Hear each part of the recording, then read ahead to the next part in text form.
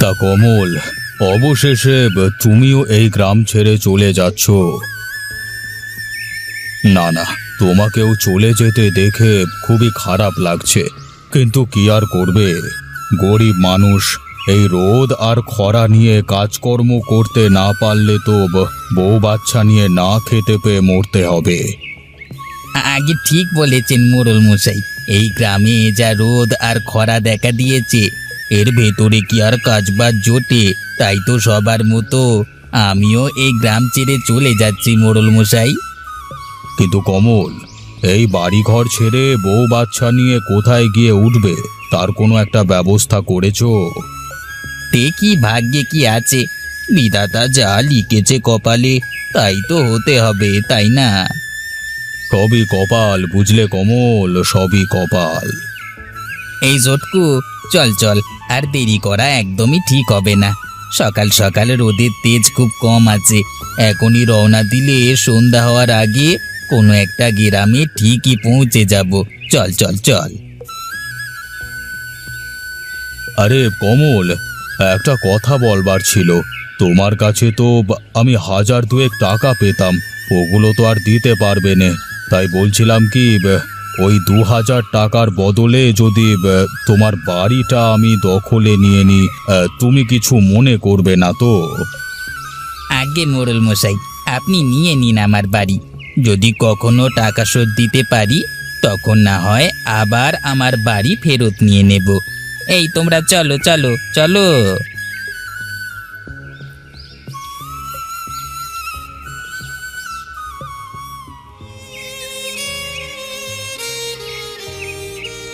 বাপ দাদার শেষ ভিটে মাটিটুকু ছেড়ে যেতে যে একেবারেই মন চাইছে না, কিন্তু কি আর করব। এখানে না আছে বৃষ্টি, না আছে পানি, শুধু খা খা রোদ আর খরা। এর মধ্যে তো আর না খেয়ে মরতে পারি না। ঠিক বলেছেন দাদা, এই বাপ দাদার ভিটে ছেড়ে আমারও যেতে একেবারেই মন চাইছে না, কিন্তু বউ বাচ্চার মুখের দিকে তাকিয়ে থাকতেও তো পাচ্ছি না।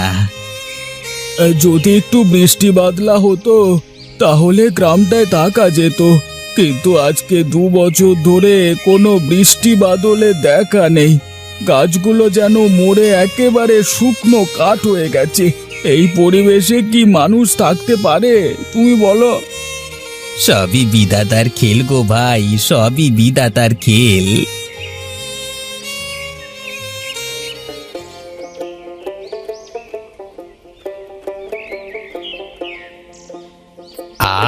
এবার আমাদের জমিতে যেমন বৃষ্টি হয়েছে ঠিক তেমনই বৃষ্টির মতো হাজার হাজার চাল কুমড়ো ধরেছে। এত চাল কুমড়ো ধরবার কারণই তো আমাদের গ্রামের নাম হলো গিয়ে চাল কুমড়োর নগরী।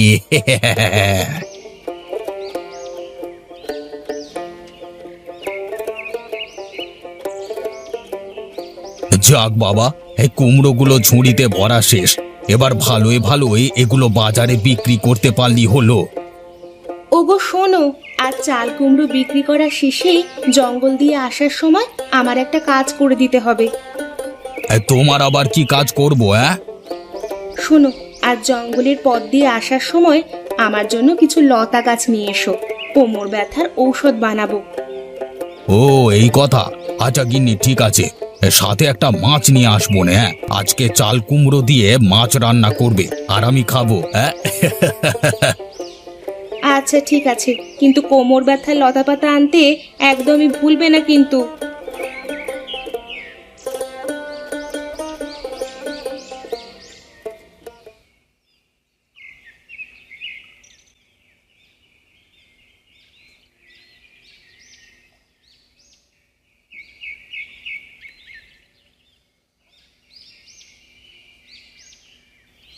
আগে এই যে দাদা, শুনছেন?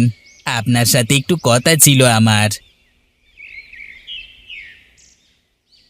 আরে কি হয়েছে, কি এত ডাকছেন কেন? আপনি তো আমার পুরো ঘুমটাই একেবারে নষ্ট করে দিলেন। সকাল সকাল কোথা থেকে যে এরা আসে বুঝি না। আগে দাদা, আমি একটা বিষয় জানতে আপনাকে ঘুম থেকে ডেকে তুলেছি। আমি আসলে আমার বউ বাচ্চা নিয়ে পাশের গ্রাম থেকে এসেছি চাল কুমড়োর নগরী যাওয়ার জন্য। এখন পথ হারিয়ে ফেলেছি। আপনি যদি বলতেন চাল কুমড়োর নগরীটা কোন দিকে, তাহলে আমার খুবই উপকার হতো। আরে মিয়া, আরে আমি কি আপনার জন্য এখানে পথ দেখাতে শুয়েছিলাম? চাল কুমড়ো নগরী যাবেন তো আমাকে কেন ডাকছেন? আমিও সব পথ টথ জেনে কি আপনার জন্য বসে আছি? যান যান, দূরে যান তো, যত সব।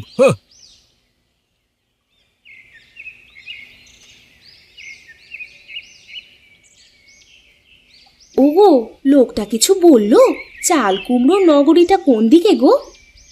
না গো গিন্নি, না, লোকটা উল্টে রেগে গেল। চলো চলো, আমরা আর একটু সামনে যাই। ওগো, আমার পা যে একেবারেই চলছে না। আমি যে না খেয়ে আর এক পাও এগোতে পারছি না। এখনই ভেঙে পড়লে চলবে না গিন্নি, তুমি আর একটু ধৈর্য ধরো। এই তো আর একটু পথ পাড়ি দিলেই আমরা চাল কুমড়ো নগরীতে একটা বাসা ভাড়া নিতে পারবো।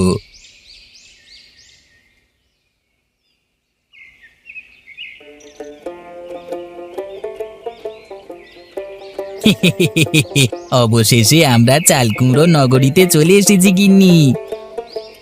শুনেছি এখানে জমিতে খুব চাল কুমড়ো হয়। তা যে সত্যি কথা, আজ নিজ চোখে না দেখলে বিশ্বাসই করতাম না গিন্নি। হ্যাঁ গো, তুমি ঠিকই বলেছো গো। এই চাল কুমড়োর নগরীটাতে কোনো রোদ নেই, খরা নেই, আছে শুধু বৃষ্টি আর বৃষ্টি। আজ থেকে আমরা এই গ্রামই থাকবো গিন্নি। চলো চলো, এবার ভালো দেখে একটা বাসা ভাড়া নি।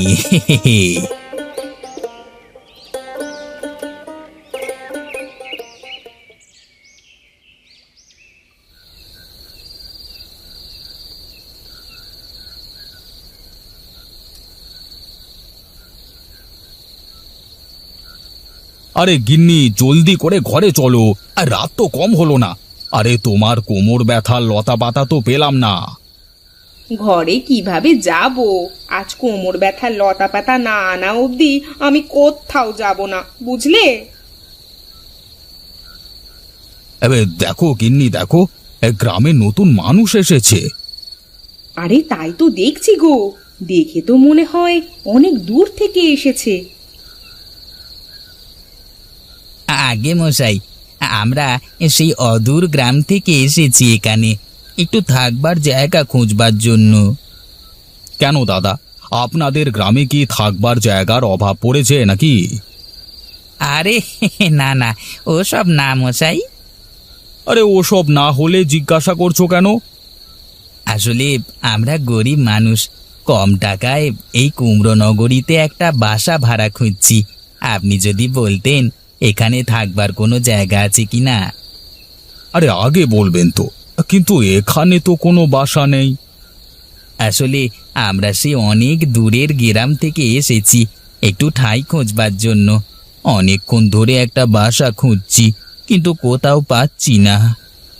আসলে আমরা হলাম গরিব মানুষ, আমরা তোমাদেরকে কোথায় ঠাঁই দেব বলো দেখি, সেটাই তো বুঝতে পারছি না। আরে শোনো, আমাদের যে পুরনো ভাঙা ঘর পড়ে আছে না, তুমি ওদেরকে ওই ভাঙা ঘরটাতেই থাকতে দাও। আরে তাই তো, হ্যাঁ তুমি ভালো কথাই বলেছো গিন্নি। এমনিতেই বা আমাদের তো আর কোনো কাজে ঘরটার প্রয়োজন নেই, এমনিতেই খালি পড়ে আছে। এই শোনো, আমাদের একটা পুরনো ঘর পড়ে আছে, হ্যাঁ, তা যদি তোমরা থাকো তাহলে দেখাতে পারি। আগে ঠিক আছে মশাই, হ্যাঁ চলুন আমরা তাহলে গিয়ে দেখি পুরনো ঘরটা কেমন।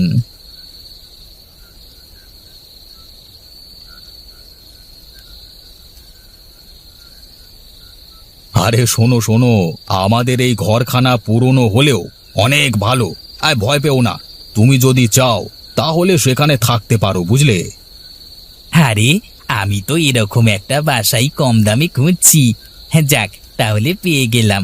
এখন বলুন মশাই, ভাড়া বাবদ এখন থেকে আপনাকে কত টাকা দিতে হবে? আরে কি যে বলো না, আরে তোমাকে 1 টাকাও দিতে হবে না। যতদিন চাও তুমি ততদিন এই বাড়িতে থাকতে পারবে, বুঝলে?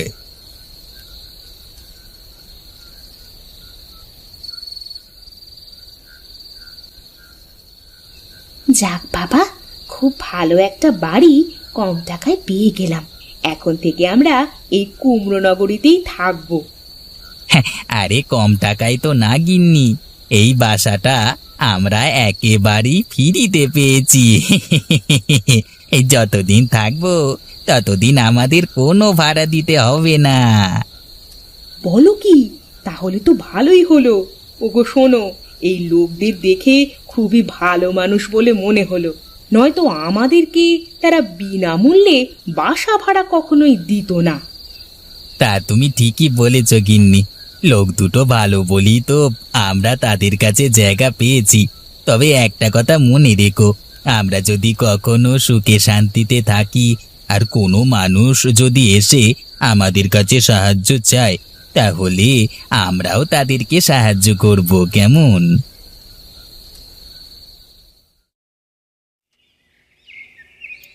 তা কমল, তোমার দিনকাল কেমন যাচ্ছে?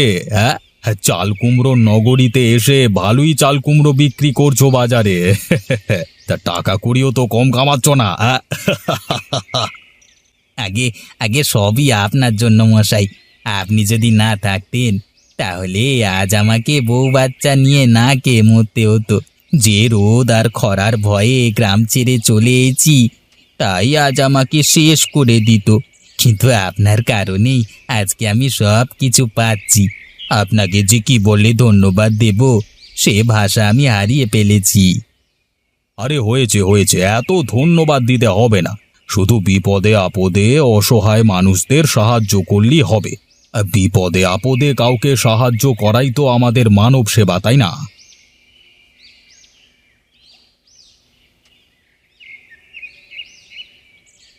বাবা, আমাকে 2টো টাকা দাও। আজ কদিন হলো আমি কিছু খাই না। আমাকে সাহায্য করো বাবা, আমাকে সাহায্য করো। আমি এক অসহায় মানুষ। আগে দাঁড়ান, আমি আপনাকে সাহায্য করছি। এই নিন বাবা, আপনাকে আমি কিছু টাকা দিলাম। এই টাকা দিয়ে আপনি কিছু কিনে খেয়ে নেবেন, কেমন?